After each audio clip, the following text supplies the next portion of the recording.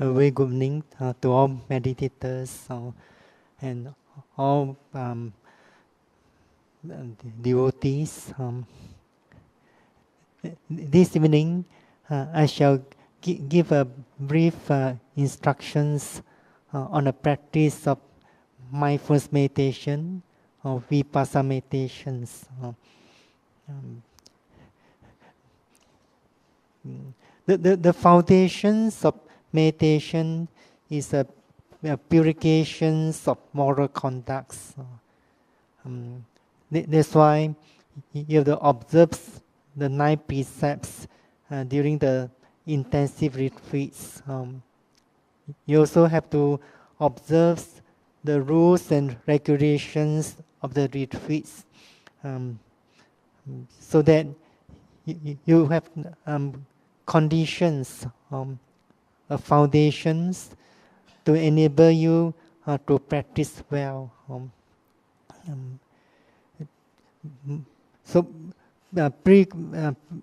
purifications of the moral conducts is the basic requirements or to make progress in meditations, either concentration meditation or mindfulness meditation.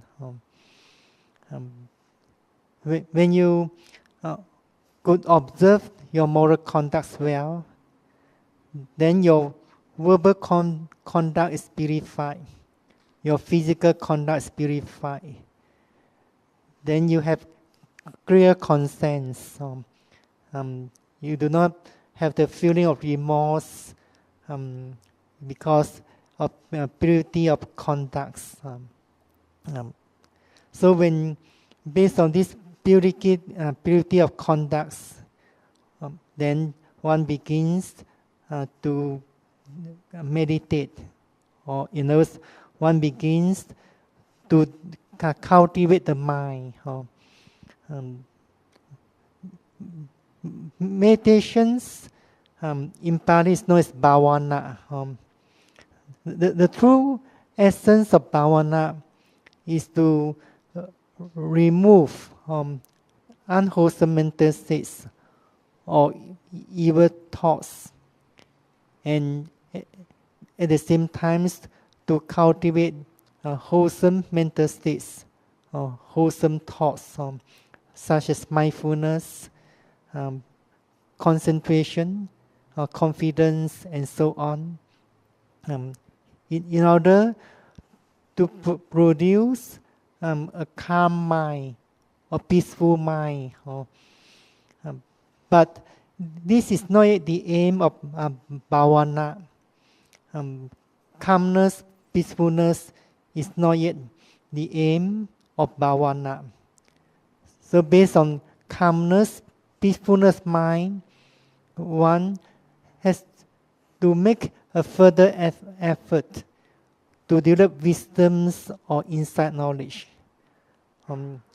So one has to develop mindfulness in order to cultivate or develop wisdoms. Wisdoms in Pali is known as panya. It's known as panya because it's conducive to the realizations of the true natures of existence, or the characteristics of mental and physical phenomena as they really are, and eventually realize the Four Noble Truths and attain enlightenments. So this is the aim of bhavana. So you have to rightly understand the aim of bhavana. So here we practice mindfulness meditation, or in other words, Vipassana meditation, insight meditations. The name of this practice in Pali is known as Satipatthana Vipassana Bhavana. Satipatthana refers to the practice of the four foundations of mindfulness. Vipassana means realizations or right understanding of the true natures of mental and physical phenomena through personal experience or direct experience. Bhavana means developments or cultivations.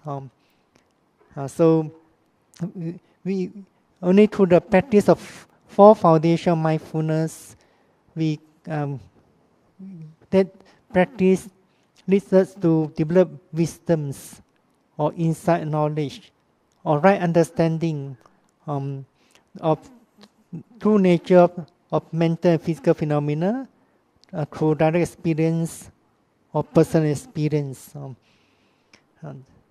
So the word sati is translated mindfulness or awareness. It means the attention of the mind at the present moment. So sati means the present moment's attention. Here, it doesn't refer so much to memory or remembering. So sati here means the present moment's attention. As long as we are awake, we have attentions. You can hear my voice. You can hear the noise of the aircon. This is because of the attention of the mind. But when one is sleeping, the attention is not there. One is at the state of bhavanga. In Pali, it's known as bhavanga.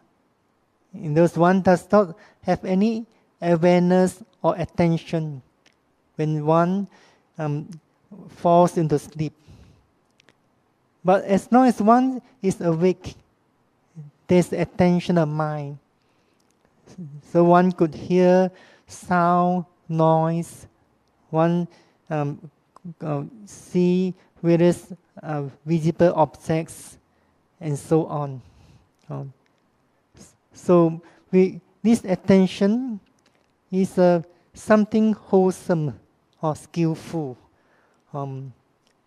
It's a wholesome attention that could lead us to realize the true natures of mental and physical phenomena as they really are. Only when we could realize the true natures of mental and physical phenomena as they really are, then we could overcome the mental defilements gradually. So we have to develop our mind in those through this practice of mindfulness. So during the practice of mindfulness, meditators have to be mindful of varieties of objects or phenomena. Mindfulness meditators could not choose one object or one phenomenon and be mindful of that object or that phenomenon all the time. It's because every phenomenon or objects, either a mental object or physical object, is arising and passing away very instantly. Then there be another object arising. That object also will subject to instant passing away. But meditators could not see clearly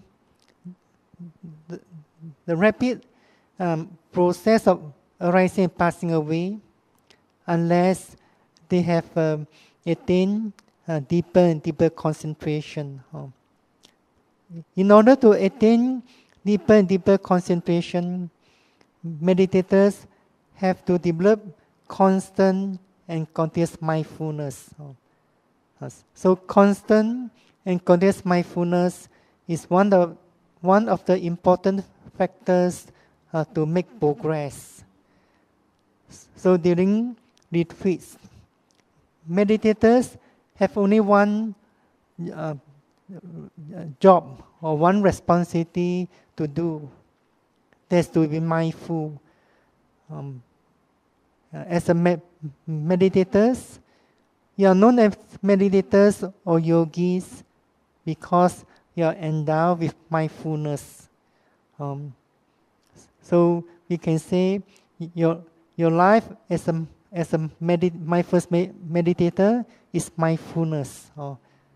So you have to put forth effort to develop mindfulness from one moment to next moment, from one object to next object, or from one process of movements to the next process movements, and so on.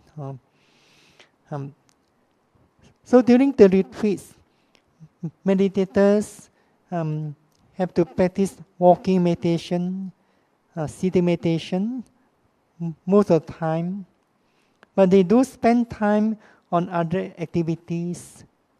For example, eating your breakfast, lunch, or drinking, or washing, taking showers, and so on.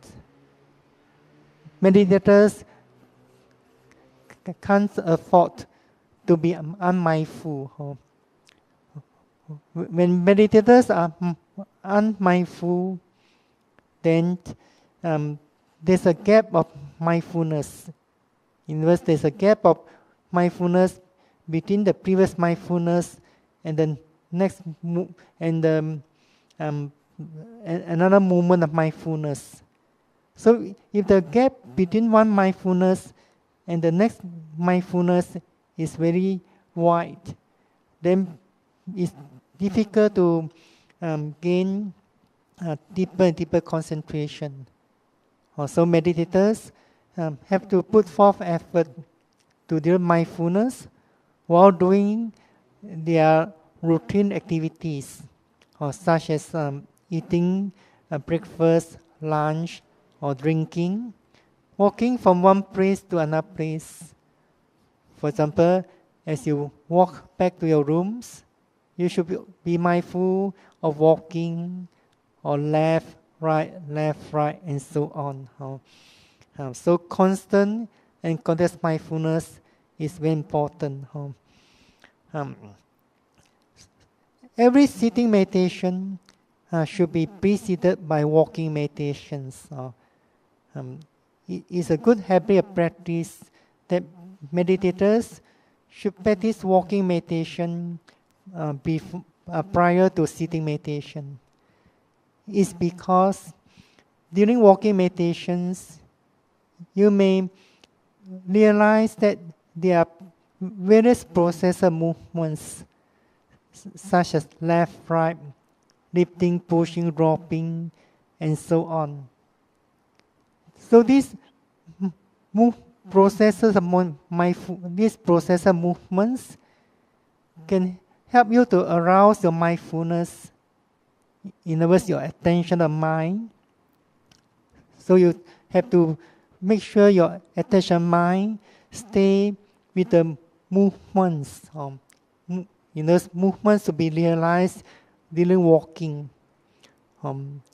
So you may have noticed you have to walk within each walking path. So I shall do some demonstrations.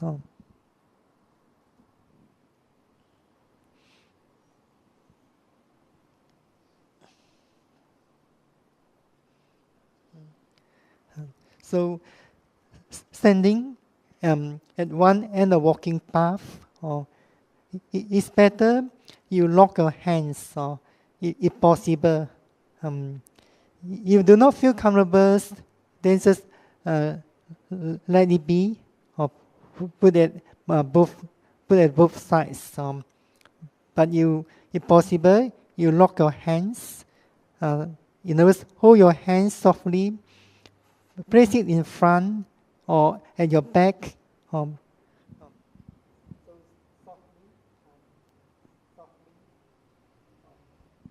So you hold your hands softly, or you place it at the back,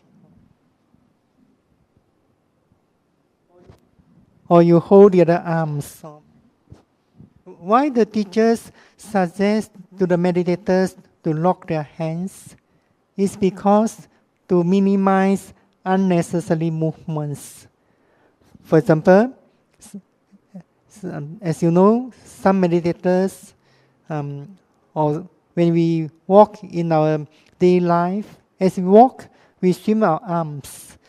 So during walking meditation, if you walk and swim your arms at the same times, that movement, that swinging the arms,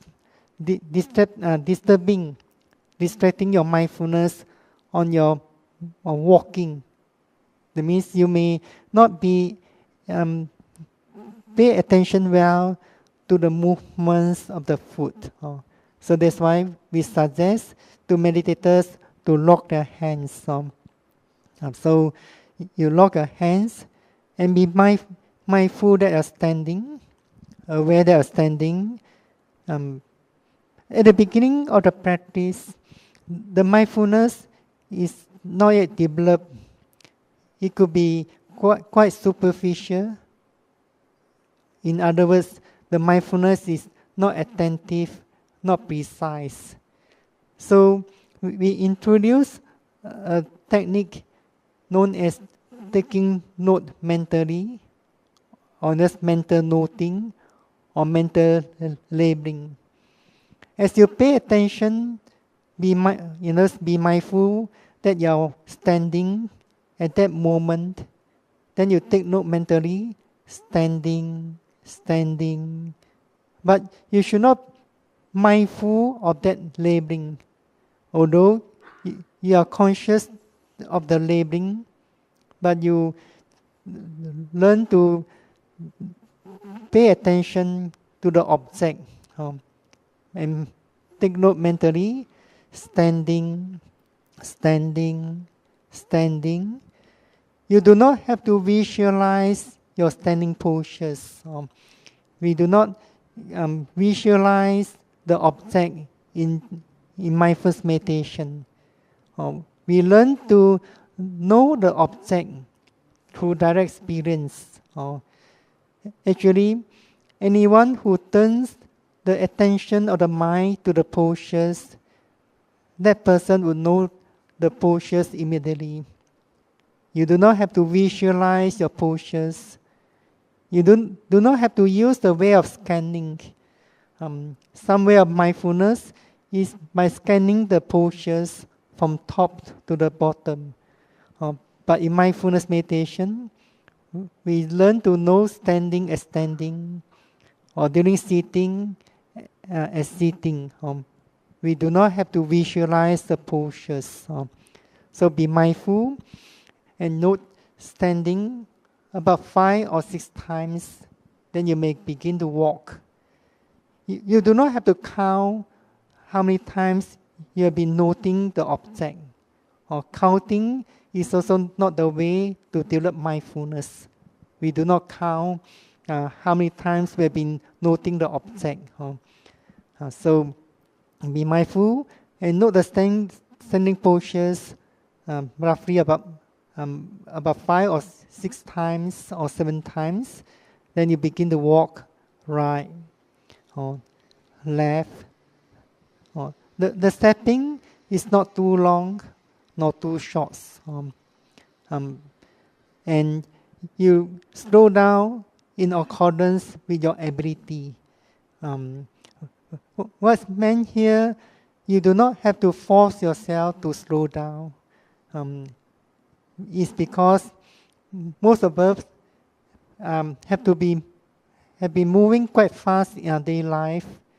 We have to walk quite fast, or sometimes eating our breakfast, lunch in our daily life quite fast. But when we come to join the retreats, you need to slow down so that your mindfulness or your attention mind can follow various process of movements well. But at the same time, you should not force yourself to slow down too much. Because if you want to slow down very much, then you have to put a lot of mental effort to slow down. When the mental effort to slow down is not so strong, you may not be able to mindful of the movements well. As you know, our mind cannot do two things at the same time. You want to slow down, your mind has to put some effort, intentional effort to control movements. So we only suggest to meditators to slow down gradually. So you learn to walk at the pace of slow movements, yet you are able to mindful of the movements well. Here, what we emphasize is to develop the mindfulness. But in order to develop the mindfulness well, meditators may need to slow down. So be mindful of the movements right. Be aware of the movements, then note it. Be aware of the movements and make a mental note right, slowly. Left, right. When meditators have reached the end of the walking path, then they stop. But they don't pay attention to stopping. Once they stop there, they quickly mindful of standing again, or standing, standing, standing, standing, standing. Then they have to turn back, turn slowly. At the beginning of retreats, if you can't turn it slowly, then you just try to slow down a little bit. As you turn, you may turn mindful of turning movements of body. That turning movement is also quite clear. And not turning, turning, standing, standing, standing. Be mindful, note the standing postures about 5 or 6 times. And during walking meditations, meditators have to restrain the eyes from looking here and there. You may look on the floor about 5 feet, but you should not focus your attention on the floor. You do not have to keep a perfect distance, just about between 5 to 6 feet. It's because if meditators did not restrain the eyes, if they like to look here and there, they may not be able to concentrate the mind well on the practice. So we suggest meditators have to restrain the eyes during the walking meditation. Even when you're walking outside, you also learn to restrain your eyes if possible. If you like to look here and there, you may not be mindful of your steps well. Also during the retreats, meditators have to learn to restrain the eyes or the sense door, for example, the ear doors, so that you could concentrate the mind well on the practice. Ideally, meditators practice walking for about 1 hour, or nearly 1 hour, or about 50 minutes, or 1 hour 5 minutes, 1 hour 10 minutes, and so on. So on the first day of retreats, meditators may choose to mindful of the walking for the first 15 minutes. Be mindful of left and right, slowly or right. Learn to walk naturally, and learn to practice meditation with the mind and body relaxed. With the mind and body relaxed, do not feel tense, do not feel anxiety.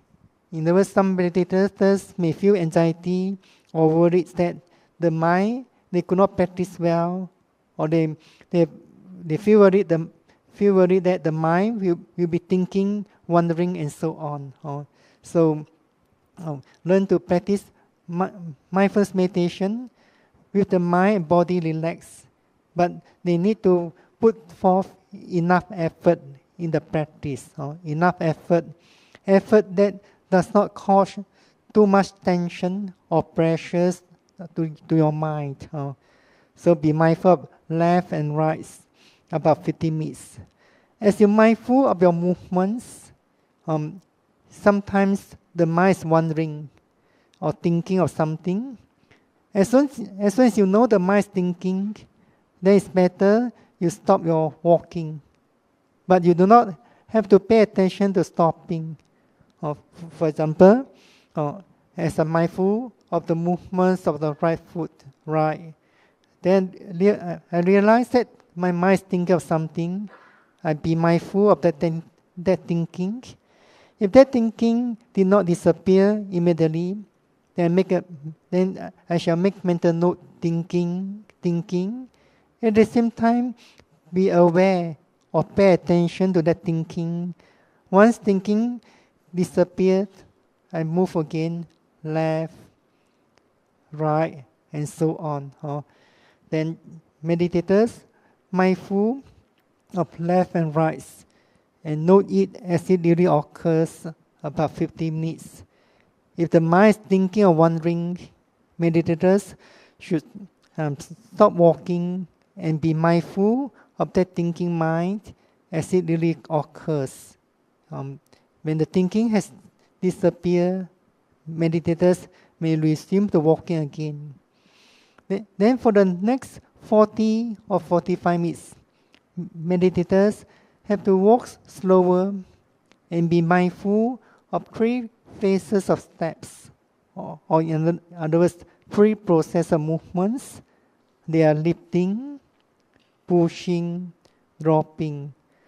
You do not have to lift the foot too high. If possible, you keep the foot parallel to the floor.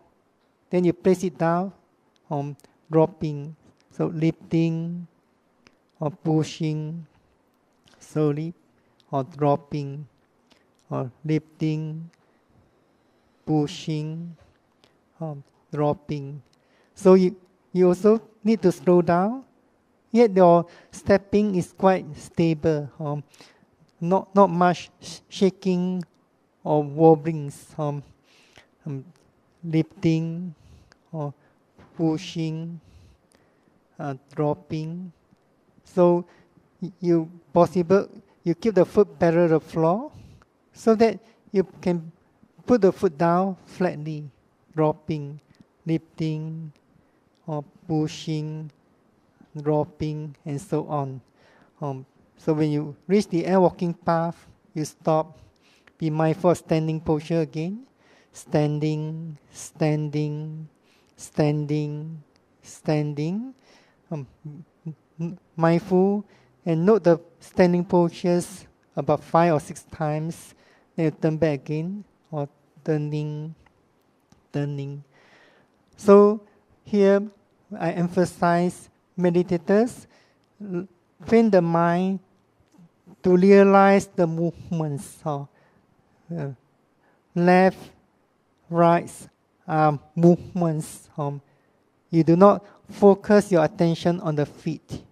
You try to focus your mind on the movements. When you slow down and be mindful of lifting, pushing, dropping, there are 3 processes of movements. So you learn to perceive, be aware of the movements. You do not focus your attention on the feet. Movements to be realized.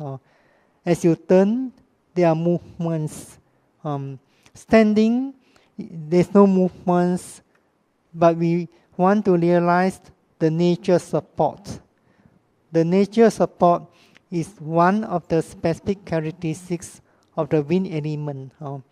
Besides the characteristics of the support, wind element also has the specific characteristics of movements, motions, or vibrations. At the end of walking meditation, it's important to carry forward your mindfulness as well as concentration into your sitting. If you walk unmindfully to the place of sitting, sit down unmindfully, then you may have lost your mindfulness. Then you may have to start from zero. So constant and continuous mindfulness is very important. So at the end of walking meditation, you also try your best to walk slowly, mindfully to the place of sitting. If possible, maintain the same movements. Be mindful of lifting, pushing, dropping to the place of sitting. So at the end of walking meditation, it's important to walk slowly to the place of sitting. If you wish to pay homage to Buddha, you should also do it slowly, mindfully. In fact, one who practices mindfulness meditation or satipatthana meditation, that can lead one to realize the supramundane Dharma. Supramundane Dharma here means the path and fruition knowledge, as well as Nibbana or enlightenment. So, this practice, actually by this practice, one is giving the Buddha, Dhamma, Sangha the highest homage. So through the practice, we give our respect, our homage to the Buddha, Dhamma, Sangha. So similarly, you have to walk slowly to the place of sitting, lifting, or pushing, or dropping, lifting. So the stepping is not too long, not too short. If the stepping is very short, then it seems like not natural. Sometimes some meditators walk with the short steps. Very short steps is not natural. So the stepping is not too long, not too short. If the stepping is too long, then you could not place the foot down flatly. Most likely, the heel will touch the floor. So that's why we suggest meditators during the retreats walk with a step not too long, not too short. So walking slowly, mindfully to the place of sitting, lifting, or pushing, dropping, or lifting, or pushing, dropping. So when meditators reach the place of sitting, they should not sit down immediately. First, be mindful of the standing posture again. Standing, standing, standing, standing, standing, standing. When meditators want to unlock the hands, they should also do it mindfully. For example, meditators unlock the hand one by one, or for example, moving slowly. As you unlock the hand, move slowly, moving, moving. Then sit down slowly. As you sit down, you should pay attention to the movements of sitting down. You do not pay much attention to the tightening of muscle and so on. So there's a process of movements. These process movements should be realized, also be perceived. When you realize there's a touching of the knee with the cushion, be mindful, note touching once or twice. If meditators wish to pay homage to the Buddha, they should do it slowly. Fold the palms slowly, if possible, one by one. So during the retreats, meditators have all the time to develop mindfulness. So they do not have to do something in a hurry or want to finish it fast. So when meditators want to pay homage to Buddha, they also fold the palms slowly, one by one. For example, lifting. So they only lift up the other hand, lifting.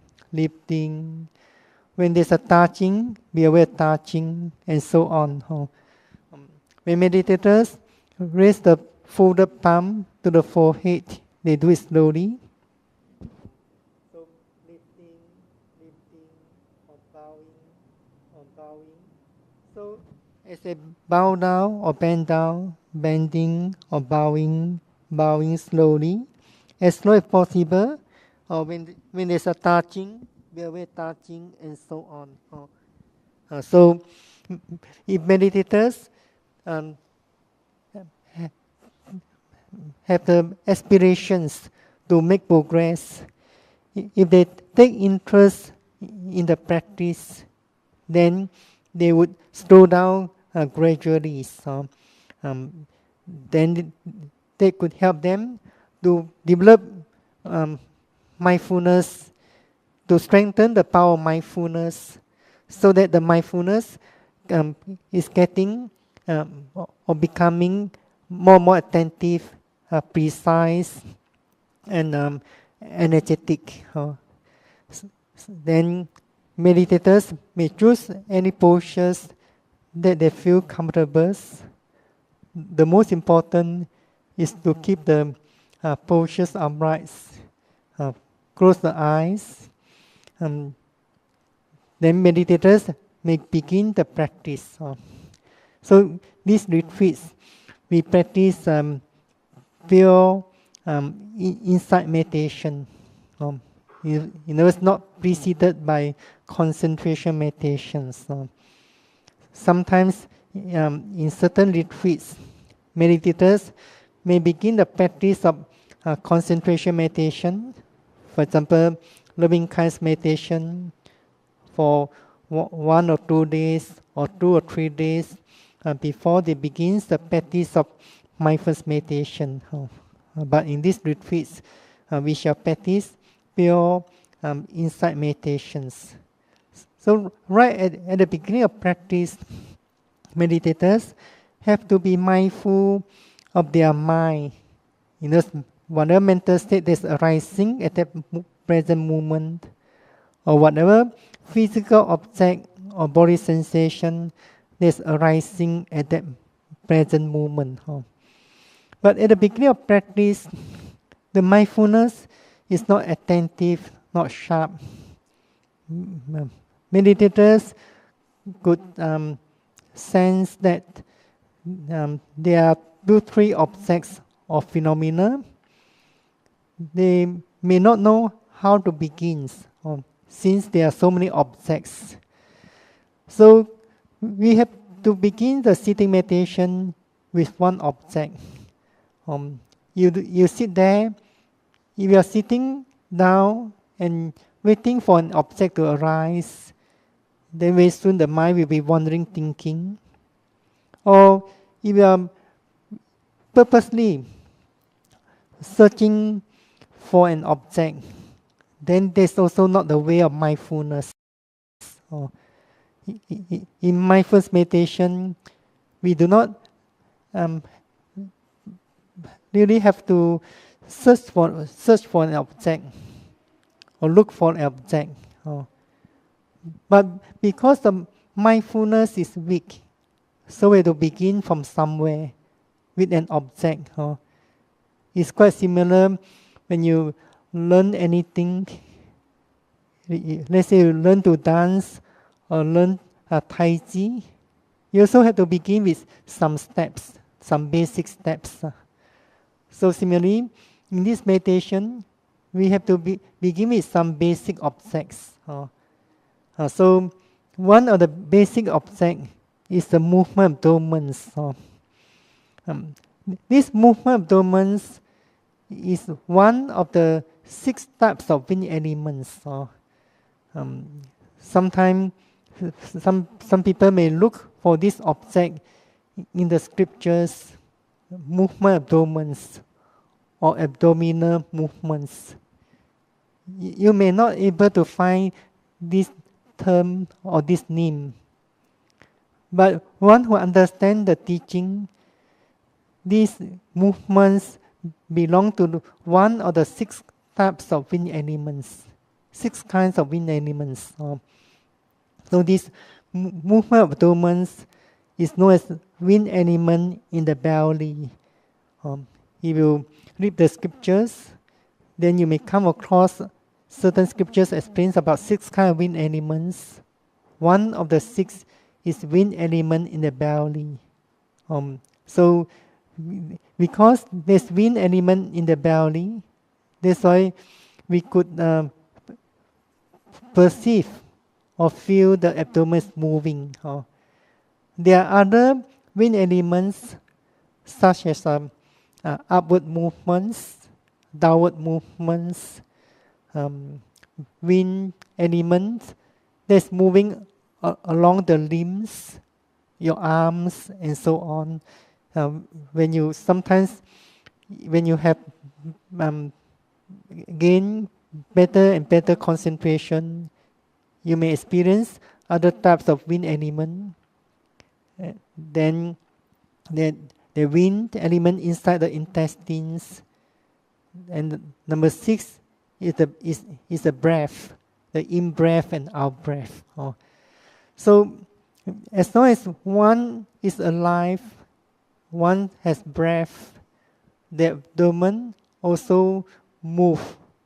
That means the abdomen is moving forward or is expanding. You feel the expansions of the abdomen. Then you may feel the abdomen moving inwards or contracting and so on.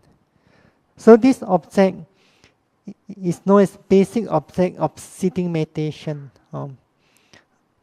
Some books on this, some books on the practice of Vipassana meditation name this object as a primary object. But the word primary does not mean the most important. The word primary does not mean the most important. It's an object to help you to begin the meditation. That's meaning of primary here. In Pali, this object is known as mula kammatthana. So the word mula is quite similar to the Malay words mula, just to help you to begin meditations. Especially the beginners do not know how to begin. So we have to give them instructions to begin the sitting meditation by directing the attention mind to the abdomens in order to perceive the movements. So meditators have to learn to keep the mind body relaxed. The breath is normal, natural.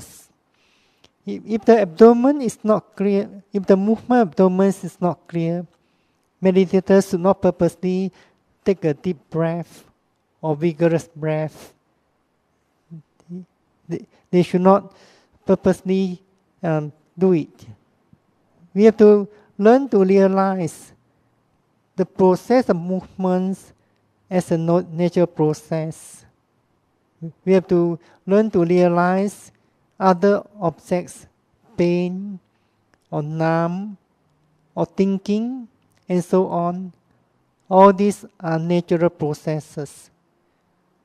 Those meditators should not purposely create it, or should not purposely make an effort to make it clearer. Sometimes meditators feel the movement of abdomen is not clear, so they purposely take a deeper breath in order to make the movements clearer, or they use some force of abdomens, apply some force on the abdomens in order to make the movements clearer. But this is not the right way of developing mindfulness. So if meditators could not perceive the movements of the abdomen clearly, or sometimes they feel that the abdomen is not moving, then they should not keep the mindfulness there, or they should not keep the attention or the mind there. They may pay attention or direct the awareness or mindfulness to the alternative. So instead of focusing the mind on the abdomen, since there's no movements, meditators can take the sitting postures as an object. So sitting posture is also one of the basic object of sitting meditation. So meditators pay attention to the sitting postures, realizing that the posture is upright, and note it as sitting. But we do not have to mindful of the sitting postures many times. It's because in the practice of mindfulness meditation, the mind is supposed to be active from one moment to next moment, from one object to next object. So meditators may mindful of the sitting postures and note it sitting. Then they may pay attention to the context of the body. The meditators may realize that there are many contacts of the body. This contact is known as the touching points. Usually, we mindful and note it as touching. If meditators place the hand of the knee, then they may realize there's contact on the left. The contact of your left hand with the knee, or the contact of the right hand with the knee. So meditators may decide where to place the hand. Some meditators prefer to place the hand on top of each other's and place it on the laps. The most important, meditators choose the postures and should not change within sessions of sitting. For example, sometimes meditators begin a sitting meditation by placing the hand above the knee. Then, about 15 minutes later or 20 minutes, they feel some kinds of discomfort. Then they move the hand, they place it in front. Then later on, they feel discomfort. They move and place it back on the knee again. So this is a distraction to the practice. Meditators should not move at all. If they feel discomfort, then be mindful and note discomfort, so that they can realize that feeling of discomfort as it really occurs. So there are many touching points. Let's say you sit the Burmese way by placing both legs evenly on the cushions. You may perceive the calf is touching the floor, the left one touching the floor, or touching the cushion, the right one. Or sometimes the touching of the heel with the calf, or even the touching of your lips, touching of your shirt with the skin, the touching of lower backs with the cushions. So meditators may choose two clear touching points. For example, I choose the touching of my hand with the knee. So I be mindful and note the right one, the touching of right hand with the knee, touching. Mindful means you pay attention. You put your attention on that touching, on the left, touching, sitting. Then you mindful of the touching of the right hand with the knee again, touching. The touching of left hand with the knee, touching, sitting, until there's object arising, a strong object arising. For example, pain is getting stronger. Then meditators mindful note pain, and so on. So when meditators are mindful of the physical object or body sensation, they should always be mindful of the strongest object that's arising in the body. If there's no strong object, meditators should pay attention to the basic object again. For example, the first one is the movement of abdomen. If the movement of abdomen is not clear, or they feel that there's no movements at all, then they should mindful of the sitting postures, alternate with 2 touching points, or 1 touching point, 2nd touching point, then be mindful of sitting, then be mindful of the first touching point again, touching, the second one, touching, until there's another stronger object arising in the body. Whenever meditators are mindful of any body object or sensation, then the mind is thinking of something. Meditators are mindful and note the thinking as it is, thinking. When thinking has disappeared, meditators pay attention to the basic object again. Or if there's a stronger object arising, the pain is much clearer than the basic object, then they should mindful of pain again. So in other words, meditators have to follow a guideline or principles during the practice. The guideline or the principles of mindfulness meditation is to be mindful of the most dominant object that's arising at that present moment, and be mindful and note it as it really occurs. If there's no object that's very dominant or very distinct during sitting meditation, then meditators pay attention to one of the basic objects. For example, the movement of abdomen. If they could not perceive any movements at all, they should pay attention to sitting postures, sitting, 1 touching point, touching, another touching point, touching.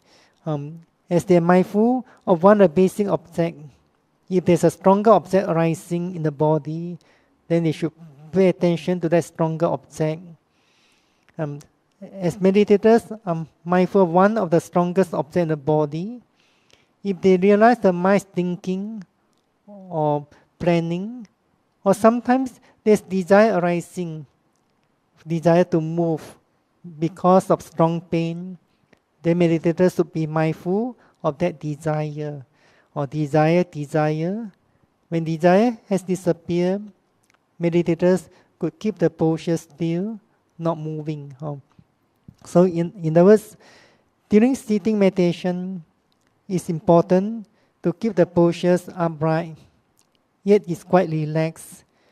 And whenever the meditators feel any kinds of discomfort, for the pain, numbness, they will learn to be patient with it, tolerate the pain.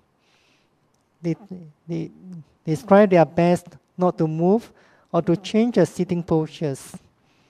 But when the pain is getting stronger and stronger, the intensity of the pain is getting stronger and stronger. If the meditators feel the pain is unbearable, then they may stop the sitting early. In other words, when the pain is unbearable, it's better not to move or change your postures. Because when meditators move the postures or the sitting positions, whenever there's a pain, it can become a habit in the sitting meditation. But that habit is a hindrance to the progress of mindfulness, concentrations. So meditators have to train themselves to be patient with the pain or any kinds of physical discomfort. So some meditators may not able to sit for 1 hour on the first day or second day of retreats. They could strive their best to sit maybe about half an hour or slightly longer than half an hour. Then they feel the pain is unbearable. They may stop the sitting early and proceed to another session of walking meditation and so on.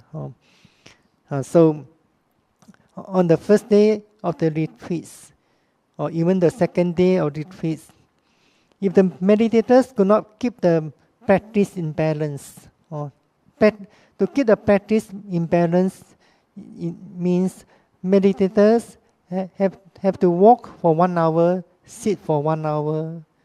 Then if there's a time, followed by another session of walking, 1 hour walking, 1 hour sitting.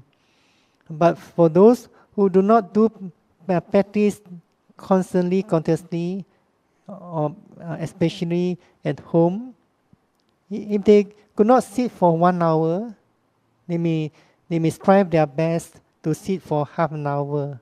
Or sometimes they feel difficult to sit for half an hour. It's about 25 minutes. Then they feel the pain or physical discomfort is unbearable. They may stop the sitting, get up slowly, mindfully. Do not get up quickly, and most important, noiseless. Mindfulness meditation, sometimes also known as noiseless meditation. Wherever you sit down without much noise. At the end of sitting meditation, you will not get up without much noise. Open the door, closing the door without much noise, or the best without any noise. In your room, you also have to be careful so that you can give support to each other, make the place conducive for mental cultivations. When the place is noiseless, you may feel the place is calmness. Feel the calmness of the place. So when you want to get up slowly. Even in the most retreats I observe in overseas, they even do not allow meditators to drink inside the hall. You wish to drink, it's better drink in the pantry or outside the hall, so that you could concentrate well on the practice. So getting up also slowly. For example, if you place your hand above knee, you do it slowly, lifting, or moving, turning, place it down slowly. So you may not have to do it very slow on the first day or second day, but we do encourage meditators to slow down day by day. Only when you could slow down more and more, then you could mindful of the process of movements in more details. I give examples. Sometimes on the first day, you need to be mindful of lifting, or maybe moving, turning, putting down, touching, and so on. But on the second or third day retreats, you need to slow down and note that process movements more than once or twice, lifting, or be aware moving, turning, putting down or down, and so on. So only when you can mindful and note the process movements in more details, then you can get a better experience in mindfulness meditation. So getting up slowly, stand up slowly, then walk slowly to the place of walking path, and be mindful of left, right again for about 15 minutes. Then only be mindful of 3 processes of steps: lifting, pushing, dropping. So on the first day of the retreats, meditators may mindful of left, right, or lifting, pushing, droppings. Only when they can walk slower and slower, then they can increase the objects. So usually we may give the instructions to increase the objects during the interview. Then the other aspect of practice, mindful of daily routine activities. In other words, eating breakfast, lunch.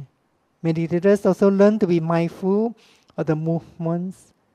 For example, sitting down there, be aware of scooping, lifting up the spoon, lifting.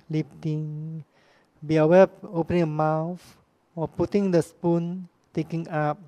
Be aware of putting down, or be aware of chewing the food, chewing. When you taste something strong, there's strong taste, be mindful of tasting, and so on. So only one who is mindful make oneself as a yogi or mindfulness meditators.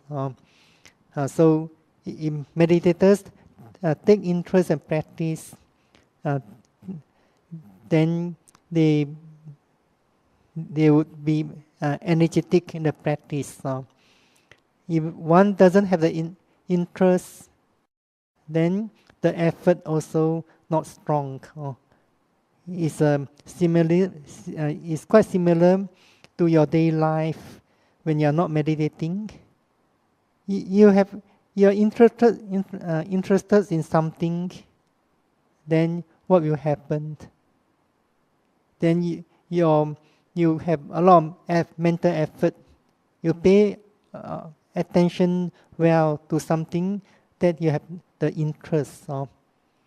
So one who is a follower of the Buddha Dhamma Sangha, when you go to the Buddha Dhamma Sangha for refuge, you are known as Upasaka, Upasika. You are drawing near the Buddha, the teachings. So you should take interest. You want to know the Buddha and the teachings and the practice, the Sangha, and so on. Mindfulness meditation is something you have to understand from your own practice. You cannot understand mindfulness meditation well by thinking or by asking questions again. You can only understand the meditation, mindfulness meditation, through the practice. You have to put away whatever ideas you have about the meditation, your personal ideas, your preconceptions about the meditation, and so on.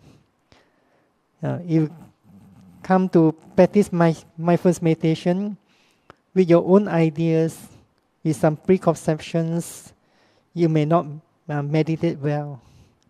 It's because the practice of mindfulness meditation, the ultimate aim is to realize the truth. The truth here means the form of truth. We cannot realize the form of truth through our own thinking or analyzing our own ideas. So you have to follow the teachings, the way of mindfulness in order to realize the truth. So I wish all meditators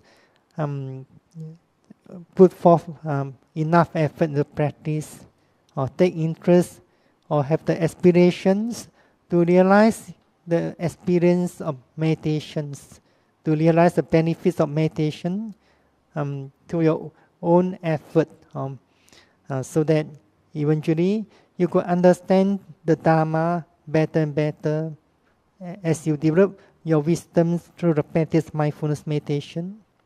And finally, you could also attain your spiritual goal of enlightenment.